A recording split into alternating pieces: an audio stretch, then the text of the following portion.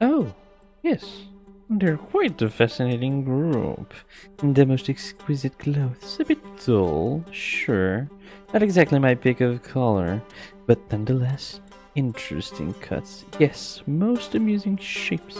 And those long gowns and capes, oh, just what every madame and monsieur could expect. They're very big fans of the dark tones. In fact, all but a green outer stitched line passes through their big jacket, gowns, and capes. As with every faction, they all choose a variation of the clothes. Some choose robes, some a simple top-shoulder cape, some purely a cape. But all those informal activity have this gown that was customary made by my family of the house Gerbrunt. Just send your escort if you're facing a change of airs. Metal benders? Ah, right. Yes. Well, they visit us here in the mines, but they usually don't do so much talk with us simple miners.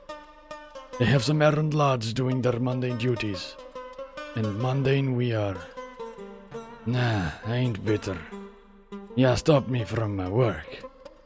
Those folks have us in a short leash, sir. That's all to it. Oh, yes. You can hear it from miles. You don't need to ask no more. Here in the market, we have heard it all. These folk, they ain't so chummy as the rest. Well, few are chummy. But these only talk from metals. Actually coins. You see all those black-looking ghosts of a person, do ya? Do you see their all white faces, yeah? That's 'cause they don't spend that much time with us, market folk. That's right. Carrying some buckets with some freshly taken veggies, manual labor, as they say.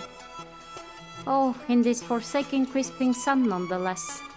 Nah, they keep themselves on their desks. Ah, what a cunny bunch. I fancy myself with some of their desk jobs too. What you gonna do?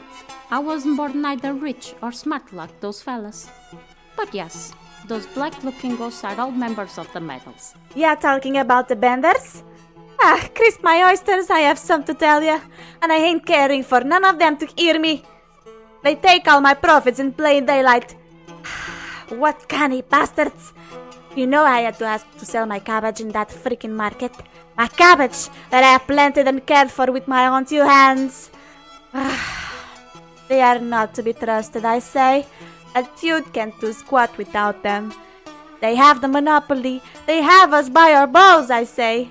Mines, farms, the markets, construction. Anything where you need a coin, you get what? A bender. Yes, what you heard is true. But you need to know, as much as I despise their methods, they have a moral of conduct. No member is added idly. You can have money and not enter. Okay, it is true you will not enter if you do not have it. They only care for the gain of the guild of having you in it. That includes morale. They're logical creatures. They are very schooled and they like to make themselves some numbers. They always measure you for every number you have over your head, and they choose if you stay or not on that. It really is all business with them. They could trade with just any robber, but they will never let any member of an infamous get in.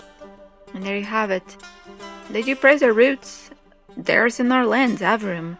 Many were the opportunities they could have profited out of joining forces with less rule-abiding groups. Yet they responded to us, the curious folk of the Avarum people. Nope. Moral is also a factor. It will only be a short earning for a long-term decline of our economy. Most likely one that we will never return from. But now enough with the questions. Be a dear and fetch me a pint, would you? Yada. There's some smoochy hearts like the rest of us and can't admit it. Trapped to their own established rules, I say. I guess at the end they too bend to their own metal.